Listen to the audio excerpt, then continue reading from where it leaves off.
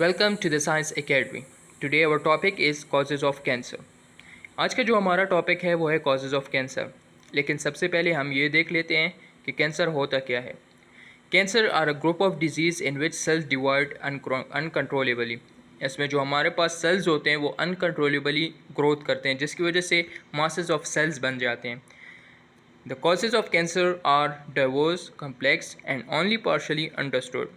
Many things are known to increase the risk of cancer, including tobacco, dietary factors, certain infections, exposure to radiation, lack of physical activity, and environmental pollutants.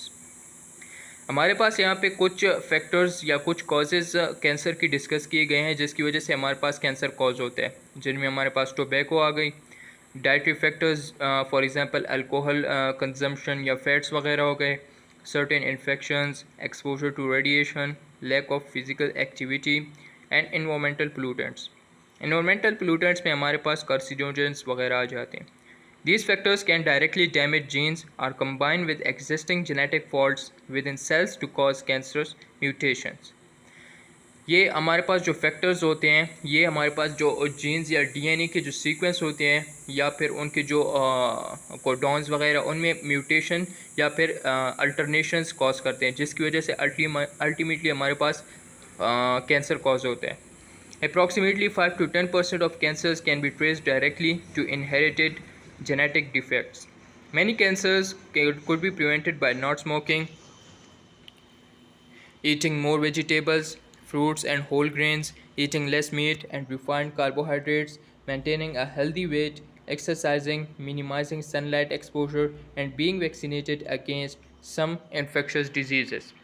यहाँ पे हमारे पास कुछ ऐसे preventive measures या फिर preventive जो तरीके हैं वो हमारे पास डिस्कस किए गए हैं। फॉर एग्ज़ाम्पल, अगर हम स्मोकिंग को अवॉइड करें या फिर हम ज़्यादा से ज़्यादा वेजिटेबल या फ्रूट्स या हेल्दी डाइट लें और डेली एक्सरसाइज करें, वेट लॉस के लिए हम कुछ तरीके अपनाएं, या फिर इसके अलावा जो हमारे पास इन्फेक्शस डिजीज़ हैं उनके अगेंस्ट जो है प्रोटेक्शन हासिल करें थ्रू वैक्सीनेशन। तो ये हमारे पास कुछ ऐसे प्रिवेंटिव मेजर्स हैं जिसकी वजह से हम कैंसर से बच सकते हैं।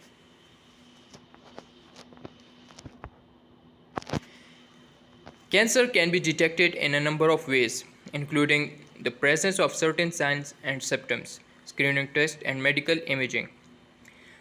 कैंसर जो है हमारे पास मुख्तलिफ़ तरीक़ों से जो है डिटेक्ट किया जाता है, including the presence of certain science and symptom. For example, अगर कोई बंदा है उसमें हमारे पास कुछ ऐसे सिम्टम्स या साइन जो हैं पाए जाते हैं, तो हम थ्रू स्क्रीनिंग टेस्ट या मेडिकल इमेजिंग के ज़रिए उसमें जो कैंसर की डिटेक्शन है वो कर सकते हैं।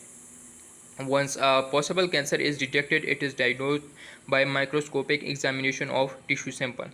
हमारे पास एक मेथड होता है जिसे हम कैंसर स्टेजिंग कहते हैं, जिसकी वजह से हम जो है कैंसर को डिटेक्ट भी कर सकते हैं और इसके अलावा उसकी जो ग्रोथ है या उसका जो साइज़ है वो भी हम पता कर सकते हैं, क्यों जिसकी वजह से हम ये पता चल जाता है कि मतलब कैंसर कौन से स्टेज पे है और उसका साइज़ कितना है, ताकि हम उसके अकॉर्डिंग ही ट्रीटमेंट कर सकें।